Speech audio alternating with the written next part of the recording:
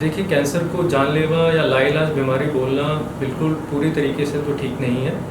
ये निर्भर करता है कि मरीज़ हमारे पास में किस तरह के कैंसर को लेके आता है, किस स्टेज पे वो हमारे पास में इलाज के लिए आता है और किस अंग में उसे कैंसर होता है। तो इन पर निर्भर करते हुए अगर मरीज़ सही समय पर सही स्टेज पे हमारे पास जल्दी इलाज के लिए आता है और वो पूर्ण इलाज लेता है तो ये पूरी तरीके से इलाज। कैंसर के मूलतः 3 उपचार होते हैं, जिसमें सर्जरी का उपचार आता है, कीमोथेरेपी या दवाइयों का उपचार आता है और रेडियोथेरेपी या रेडिएशन। नमस्कार, मेरा नाम डॉक्टर अरविंद कुमार कोसली है। मैंने सर्जिकल ऑन्कोलॉजी डिपार्टमेंट में सर्जिकल ऑन्कोलॉजिस्ट के रूप में क्षेत्रपाल हॉस्पिटल में ज्वाइन किया है। मैंने अपना MBBS व MS सफदरजंग हॉस्पिटल नई दिल्ली से किया था। उसके पश्चात मैंने अपना जो सर्जिकल ऑन्कोलॉजी का ट्रेनिंग है, जो MCH का डिग्री है, वो मेरा एम्स जोधपुर से मैंने कंप्लीट किया था। उसके बाद मैं नई दिल्ली में ही BLK मैक्स हॉस्पिटल में सर्जिकल ऑन्कोलॉजिस्ट के रूप में अपनी सेवाएं दे रहा था। उसके बाद मैंने यहाँ क्षेत्रपाल हॉस्पिटल में ज्वाइन की। आसान भाषा में इसके बारे में जाने तो जो कैंसर है वो हमारे और आपके शरीर, सभी के शरीर के अंदर कोशिकाएं ही होती हैं। तो जो कैंसर की कोशिकाएं होती हैं, इनके अंदर एक एबिलिटी आ जाती है जिसमें ये निरंतर बढ़ती चली जाती हैं। इनमें इनको रोकने की क्षमता जो शरीर की होती है, उसमें जो भी दिक्कतें होती हैं, उन दिक्कतों के कारण ये कंट्रोल में नहीं रहती और फिर निरंतर बढ़ती जाती है और एक गठान या कैंसर का रूप ले लेती है। अच्छा, कई बार लोगों का कहना है कि ये जानलेवा बीमारी है, लाइलाज बीमारी है, इसके बारे में आप क्या कहना चाहिए? देखिए, कैंसर को जानलेवा या लाइलाज बीमारी बोलना बिल्कुल पूरी तरीके से तो ठीक नहीं है। ये निर्भर करता है कि मरीज़ हमारे पास में किस तरह के कैंसर को लेके आता है, किस स्टेज पे वो हमारे पास में इलाज के लिए आता है और किस अंग में उसे कैंसर होता है। तो इन पर निर्भर करते हुए अगर मरीज़ सही समय पर सही स्टेज पे हमारे पास जल्दी इलाज के लिए आता है और वो पूर्ण इलाज लेता है तो ये पूरी तरीके से इलाज हो सकता है इसका। अच्छा, अगर अपन उपचार की बात करते हैं तो कैंसर के उपचार किस तरह से? देखिए, कैंसर के मूलतः 3 उपचार होते हैं, जिसमें सर्जरी का उपचार आता है, कीमोथेरेपी या दवाइयों का उपचार आता है और रेडियोथेरेपी या रेडिएशन का उपचार आता है। तो मरीज़ का जिस तरह का कैंसर है, जिस स्टेज का कैंसर है, उसके अनुसार या तो मरीज़ को सिर्फ सर्जरी के द्वारा ठीक किया जा सकता है या किन्हीं मरीज़ों में हमें सर्जरी, कीमोथेरेपी व रेडिएशन की ज़रूरत पड़ती है और कुछ मरीज़ों में हमें कीमोथेरेपी व सर्जरी की ज़रूरत पड़ती है। अच्छा, रोकथाम के लिए अगर इसके क्या क्या उपाय हैं डॉक्टर साहब? देखिए, रोकथाम के लिए सबसे पहले जो हमारी जनता है, हमारे समाज में लोगों को कैंसर के प्रति जागरूक होने की आवश्यकता है, जिसमें कैंसर होने के कारण वो थोड़े बहुत जाने तो उनके लिए और सभी के लिए बेहतर है। सिंपल हमारी लाइफ में अगर हम कुछ चेंजेस, बदलाव करें, जैसे कि ये तंबाकू के पदार्थों का सेवन है जो मुंह के कैंसर और गले के कैंसर का कॉमन कारण है, अगर इन चीज़ों को छोड़ें तो फिर इन चीज़ों से जो ये होने वाला कैंसर है तो इसमें रोकथाम मिलती है। और किन्हीं के परिवारों में अगर किसी को कैंसर हुआ है जो आनुवंशिक कारणों की वजह से होता है, तो ऐसे परिवारों में लोगों को सतर्क रहने की आवश्यकता है और समय समय पर अपना इलाज डॉक्टर से कराने की ज़रूरत है। डॉक्टर साहब, जैसे कि अभी आपने बताया कैंसर कई तरीके के होते हैं, मगर आप किस कैंसर के जो रोग हैं उसमें दक्षता रखते हैं? देखिए, जैसे मैंने आपको पहले बताया, मेरा सर्जिकल ऑन्कोलॉजी का ट्रेनिंग एम्स जोधपुर में हुआ था और हमें मुंह के कैंसर, गले के कैंसर, स्तन के कैंसर, फेफड़े के कैंसर, मलाशय का कैंसर, आंतों का कैंसर, पित्त की थैली का कैंसर, इन सभी के कैंसर्स की अच्छे से ऑपरेशन में हमें दक्षता मिली है।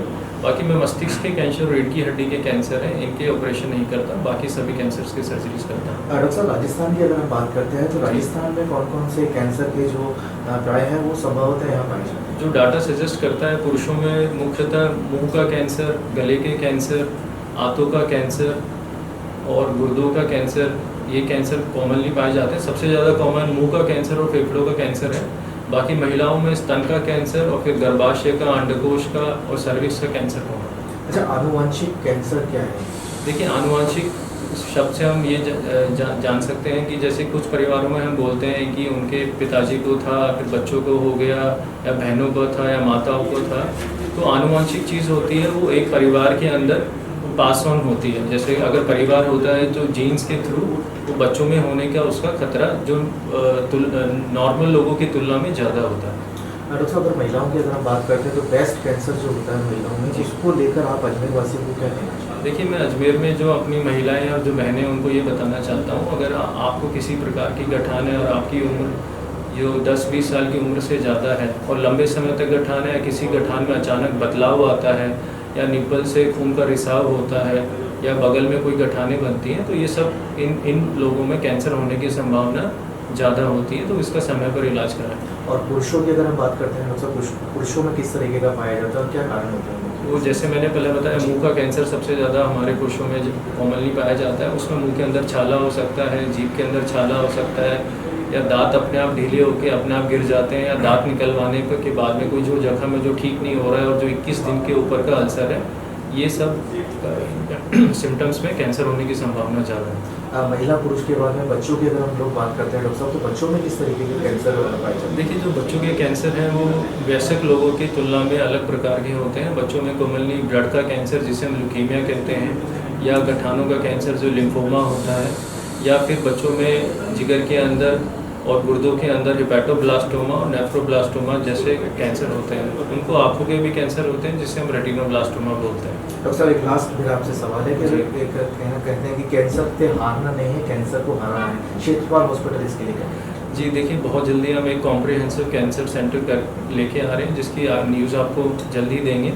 और तो कैंसर से डरना नहीं है, मतलब सबसे पहले हमारी लोगों को यही मानसिकता रहती है कि जैसे ही उन्हें पता लगता है कि मरीज हमारे परिवार में किसी सदस्य को कैंसर हुआ है, तो वो मरीज से भी ये बात छुपाते हैं और परिवार जल्दी से इसका समय पर इलाज नहीं कराता है। अगर समय से सही इलाज कराया जाए, ये पूर्ण तरीके से इसका पूर्ण इलाज हो सकता है। अजमेर में क्षेत्रपाल हॉस्पिटल के लिए क्या कहना चाहेंगे कैंसर की बीमारी?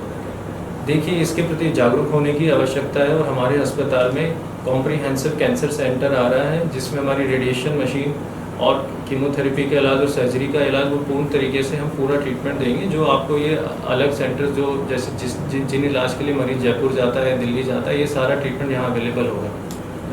नमस्कार, मेरा नाम डॉक्टर अरविंद कुमार कौसलिया है।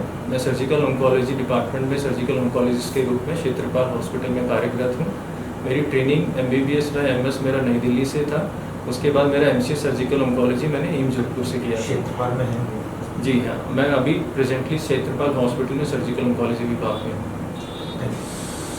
मैं क्षेत्रपाल हॉस्पिटल में सोमवार से लेकर शनिवार तक 10 से 5 के बीच में यहाँ अपनी सेवाएं दे रहा हूँ। बाकी इमरजेंसी सेवाएं 24 घंटे उपलब्ध हैं।